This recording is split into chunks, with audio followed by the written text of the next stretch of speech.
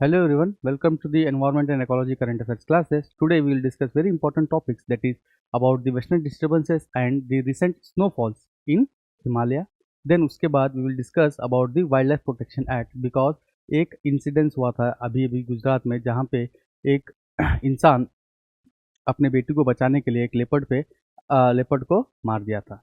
तो इसके रिलेटेड हम इसमें देखेंगे। अब जो कि यूपीएससी न्यूज़ से जो इश्यूज़ हैं उसके कोर से क्वेश्चंस पूछता है, तो यहाँ पे इम्पॉर्टेंट हो जाता है कि हम इसके कोर इश्यूज देखें, जैसे कि western disturbances and wild life protection act. जैसे कि moving on to the first topic, that is the traveller from the west, that is nothing but western disturbances. अभी अभी रिसेंटली आपने देखा होगा कि जो हिमालयन स्टेट्स हैं उसमें बहुत ज़्यादा बर्फबारी हो रही थी, स्नोफॉल हो रहा था, जैसे कि फॉर एग्जांपल शिमला मनाली में। और बहुत से इश्यूज इंसिडेंट्स आपने देखे होंगे जहाँ पे व्हीकल्स स्किड हो रहे थे, एक्सीडेंट्स हो रहे थे। और ये इसलिए सभी हो रहा था कि बिकॉज शिमला मनाली और वेस्टर्न स्टेट्स, हिमालयन स्टेट्स में जो कि बहुत ही ज़्यादा स्नोफॉल हो रहा था। अब इसमें हम देखेंगे कि क्या रीजंस थे, व्हाट इज़ द कॉज कि इतना ज़्यादा स्नोफॉल हो रहा था और उसके क्या सिग्निफिकेंस है इंडिया में। जैसे कि फॉर एग्जाम्पल उसको बोलते हैं the traveller from the west, this is nothing but western disturbances. India में दो समय पे बारिश होती है। एक होता है साउथ वेस्ट मानसून, जो मानसून सीजन में बारिश होती है, जो कि विंड साउथ वेस्ट डायरेक्शन से आते हैं, इसलिए उसको साउथ वेस्ट मानसून कहा जाता है। दूसरी बारिश होती है विंटर्स में, जो कि इस अराउंड नवंबर दिसंबर टू लेके फरवरी तक बारिश होती है। और ये बारिश होती है because of the coming of extra tropical cyclones from the western side, इसलिए उसको west traveller from the west बोलते हैं। इसकी यही एक रीजन था जहाँ पे हिमालयस में ज़्यादा स्नोफॉल और प्लेन्स में ज़्यादा बारिश हुई है। तो चले देखते हैं ये वेस्टर्न डिस्टर्बेंसेस होते क्या हैं। वेस्टर्न डिस्टर्बेंसेस होते क्या हैं, अब इसमें नाम में क्या है, why they are known called as western disturbances. अब जो कि winds are named from the direction that they are coming from, तो इसीलिए अब ये विंड्स जो हैं western disturbances, they travel from the west to the east. और ये ओरिजिन होते हैं अराउंड मेडिटेरियन सी पे, because of the convergence of two different air masses, that is cold air mass and low warm air mass, forming a low pressure area on in and around the Mediterranean Sea। यहाँ पे ये low pressure area, जिसको कि हम एक extra tropical cyclone भी कहते हैं, वहाँ पे बनने के बाद वो राइज होता है, एंड वो जो विंड यहाँ पे राइज हो रही है, it gets trapped into the sub tropical westerly jet stream. और ये सब ट्रॉपिकल वेस्टर्ली जेट स्ट्रीम जो है, they travel from west to east around the globe.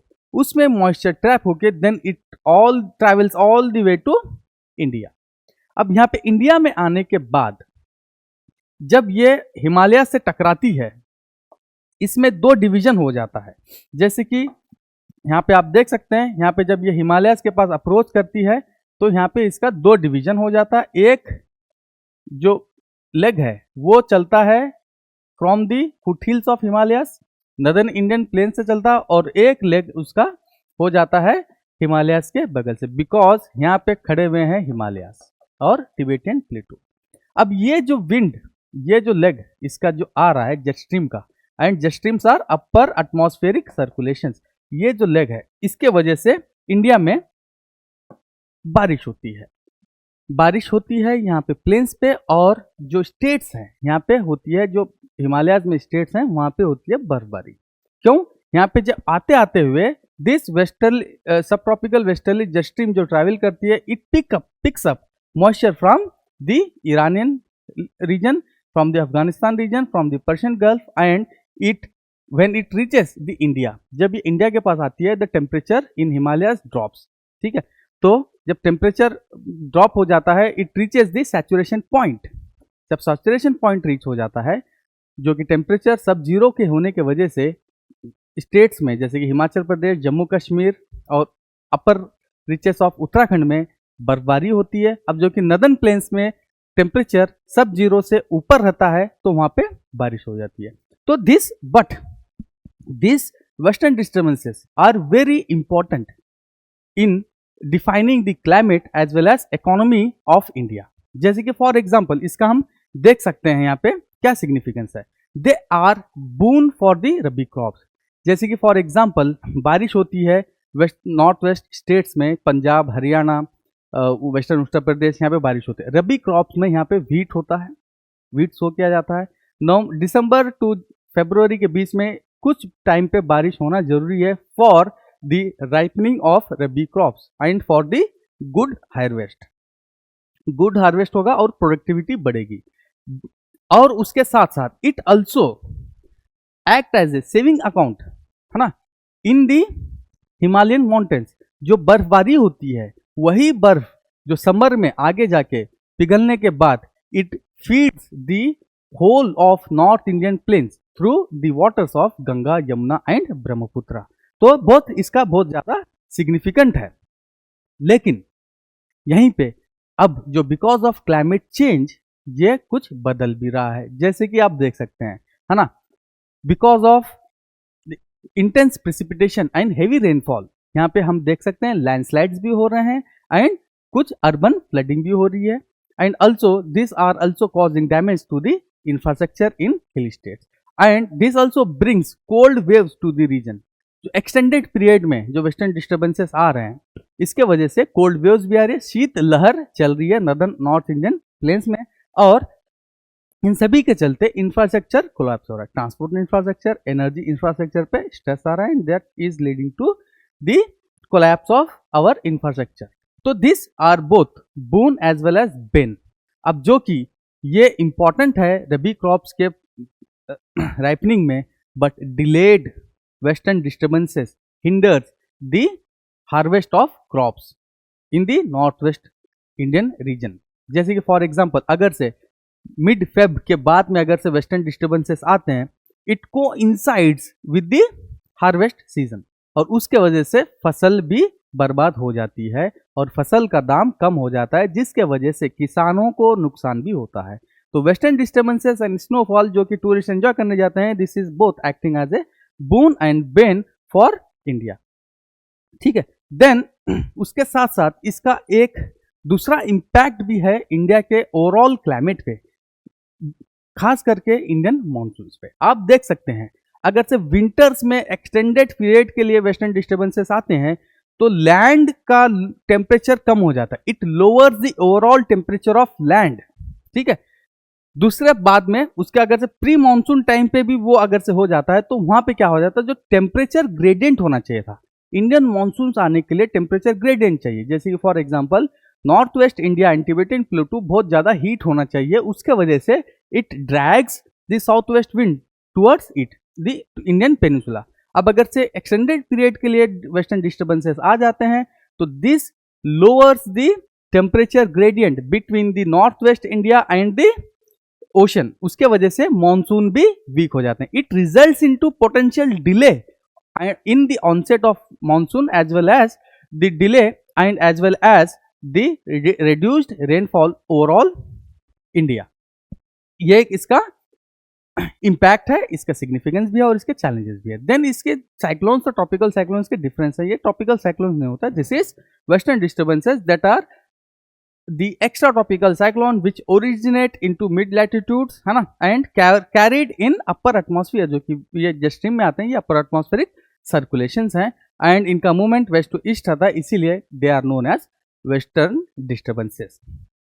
ठीक है, moving on to the next topic that is the wild life protection act. Recently in Gujarat a man has killed in a leopard in its his own defence. उसके वजह से wild life protection act important हो जाता है। UPSC इस पे पहले भी क्वेश्चन पूछ चुका है, और एक ये this is wild life protection act of 1972 is an umbrella act, जिसमें wild life protection, habitat protection और इकोसिस्टम कंजर्वेशन के लिए ये हेल्प किया जाता है। इसमें सारे एनिमल्स, सारे प्लांट्स, सारे बर्ड्स और उनके एग्स भी इंक्लूडेड हैं।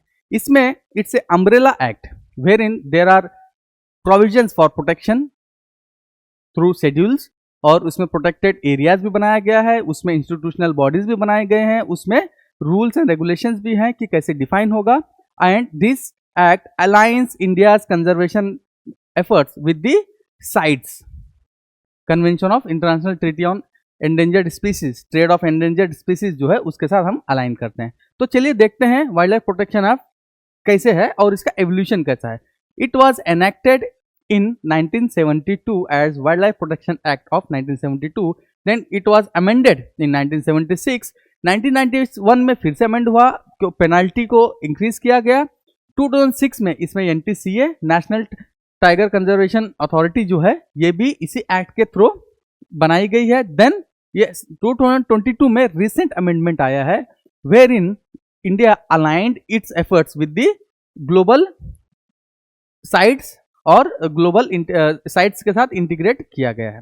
इसमें हम देखते हैं बेसिकली दिस एक्ट है ना also reflects our constitutional provisions regarding the conservation of environment and animals। जैसे कि फॉर एग्जांपल ब्रॉडली 3 प्रोविजंस इसको हम देख सकते हैं यहाँ पे, जैसे कि 47 अमेंडमेंट एक्ट में, ठीक है, यहाँ पे एक चीज हुई थी, जो भी एनवायरमेंट रेस्पॉन्सिबिलिटी है it was transferred from state to concurrent list, और इसमें सेंटर का ज्यादा हेवी एक्ट हो जाता है। देन इसके बाद in article 51A under fundamental duties इसमें कहा गया it shall be the fundamental duty of every citizen to protect and improve the natural environment including forest and wild life. और यही चीज DPSP में भी है अंडर आर्टिकल 48A जो कहता है कि state shall endure to protect and improve the environment to safeguard forest and wild life of the country. तो ये कॉन्स्टिट्यूशनल बैकिंग है इस एक्ट के लिए।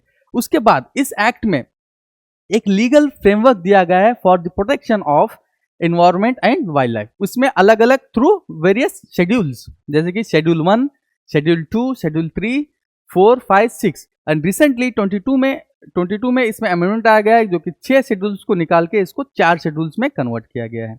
इसमें अलग अलग शेड्यूल्स में जैसे कि फॉर एग्जांपल शेड्यूल 1 एंड 2 में हाईएस्ट प्रोटेक्शन है, absolute protection, no disturbances for the animals listed under schedule 1 and 2।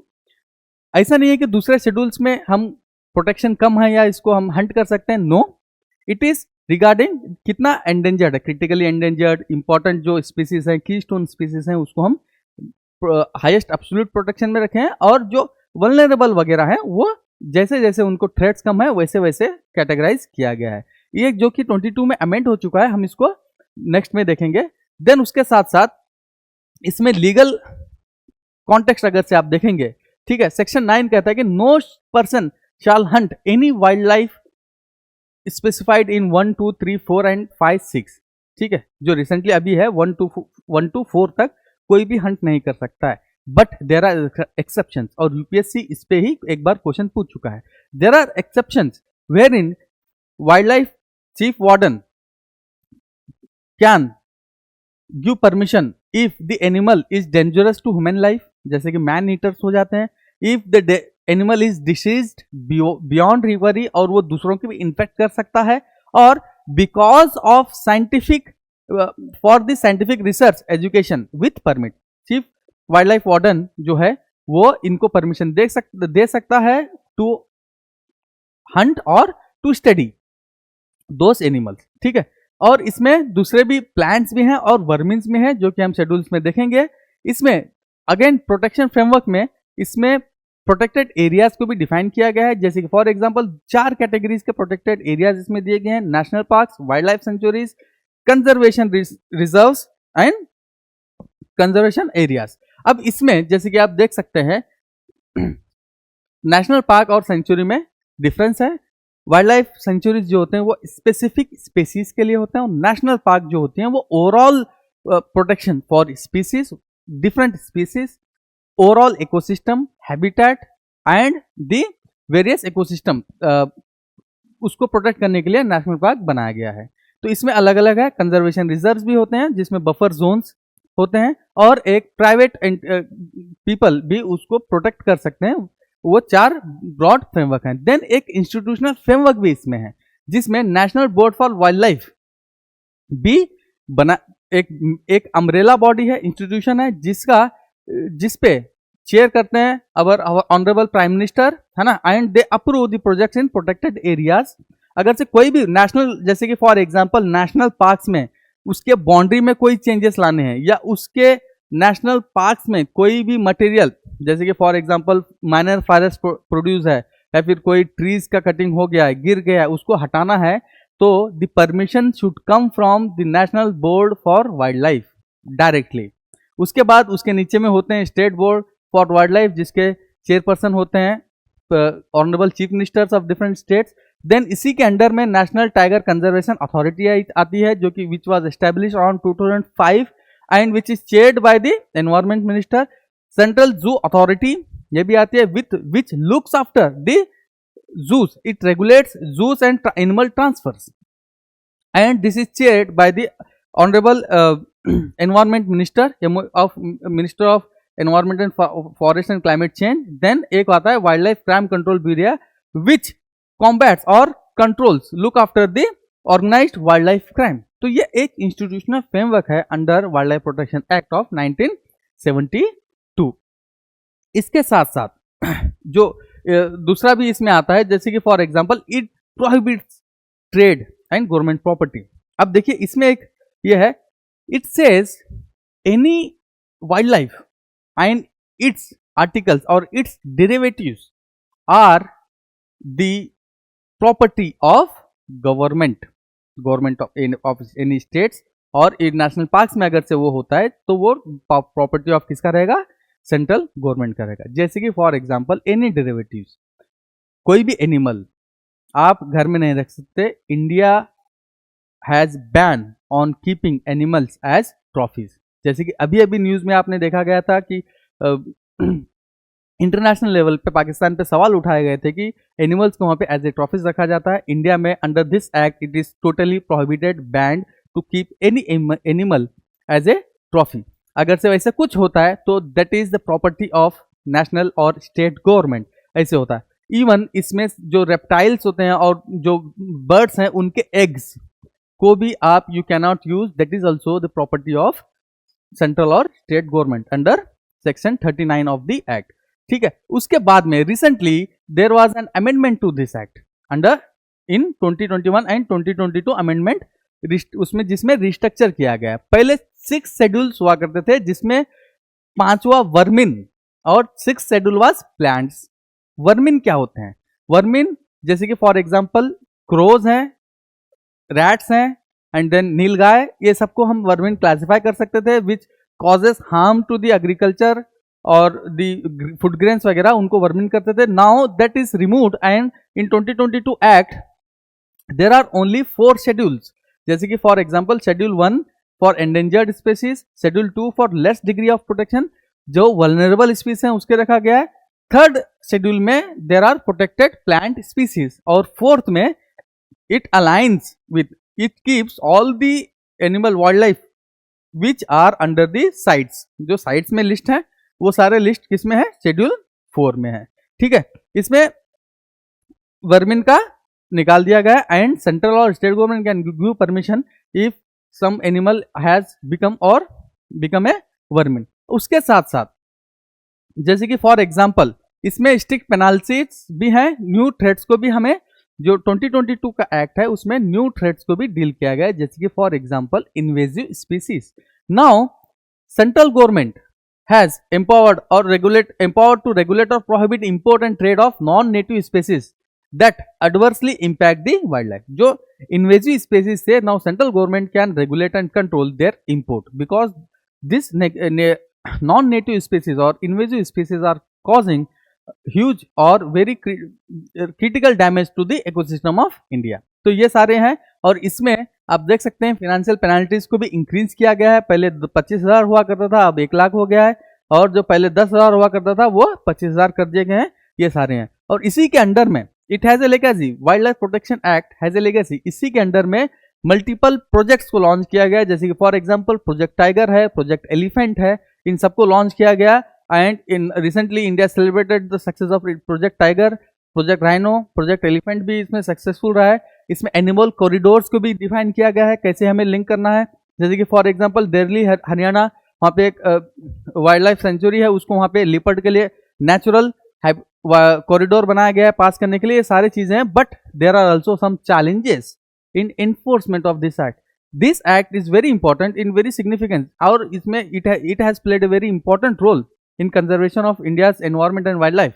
But there are some challenges like human wildlife conflict because of encroachment of the buffer regions, buffer zones, because of rapid urbanization and unplanned urbanization. इसके वजह से human wildlife conflict हो रहा है in different urban spaces as well as the northeast states of India. यहाँ पे भी हो रहा है. Low convictions है ना are due to lack of proper coordination. अब यहाँ पे coordination का issues है between police, intelligence agencies, wildlife crime control police and the forest department. इन इसमें coordination challenges हैं. Because of that conviction rate भी कम है and illegal trade continues to thrive despite laws. illegal trade यहाँ पे बढ़ता जा रहा है in various the articles of animals as well as trophy animals. इसको these are some of the challenges of wildlife protection act. So this both topic are very important with respect to UPSC and APSC point of view because इसमें UPSC और APSC direct question पूछ रहे हैं. So this is for all today. Thank you.